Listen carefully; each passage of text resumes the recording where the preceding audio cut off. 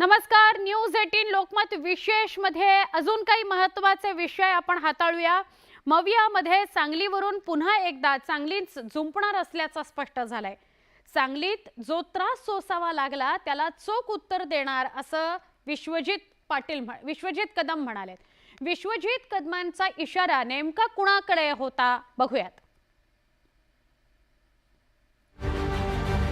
सांगलीच्या जागेवरून महाविकास आघाडीत निर्माण झालेला संघर्ष अजूनही सुरूच आहे। ठाकरे गटाचे खासदार संजय राऊत यांनी या संदर्भात बोलणार असल्याचा इशारा दिला होता।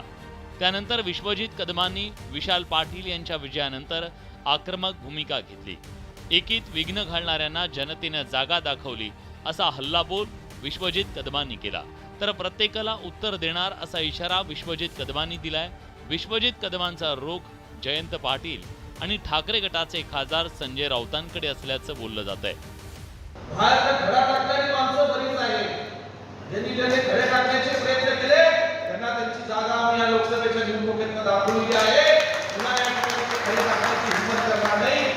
सांगली लोकसभा निवडणुकीच्या निमित्तानं झालेल्या आरोपांना योग्य उत्तर देणार असं कदमांनी ठणकावलंय।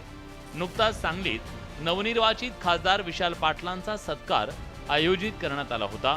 त्यावेळी विश्वजित कदमांनी अतिशय आक्रमक पवित्रा घेतला। त्यामुळे विरोधी पक्षनेते विजय वडेट्टीवार यांनी विश्वजित कदमांना सबुरीचा सल्ला दिला।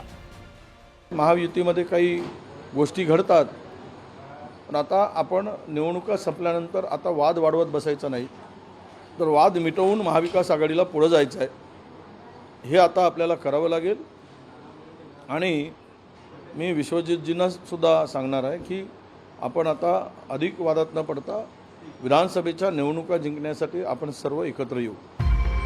सांगली लोकसभा मतदारसंघात विशाल पाटील यांना फक्त जत विधानसभा मतदारसंघात आघाडी मिळाली नव्हती, मात्र सांगली विधानसभा मतदारसंघासह इतर 5 मतदारसंघात विशाल पाटील यांनी आघाडी घेतली। त्यामुळे त्यांचा 1 लाख मतांनी विजय झाला होता। मात्र आता सुरू झालेल्या सुंदीमुळे मवियात चिंतेचं वातावरण निर्माण झालंय।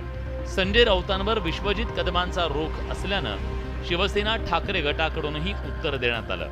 ठीक आहे ना, आता झालेला विषय आहे, निकाल लागला, विशाल पाटील विजयी झालेले, ते काँग्रेसला जॉईन झाले। मला असं वाटतं आता तो विषय संपलेला आहे। विजयानंतर महाविकास आघाडी आणि इंडिया आघाडी सोबत असल्याचं विशाल पाटील विश्वजित कदमांनी स्पष्ट केलं। मात्र असं असलं तरी सांगलीत विधानसभा निवडणुकीत संघर्षाची चिन्ह आहे, कारण 2 दिवसांपूर्वी इस्लामपूरमधल्या मेळाव्यात जयंत पाटलांनी विद्यमान 3 जागांसह आणखी 1 जागा राष्ट्रवादी लढवणार असल्याची घोषणा केली, तर दुसऱ्याच दिवशी विश्वजित कदमांनी जिल्ह्यातल्या 5 जागा लढवणार असल्याचं जाहीर केलं।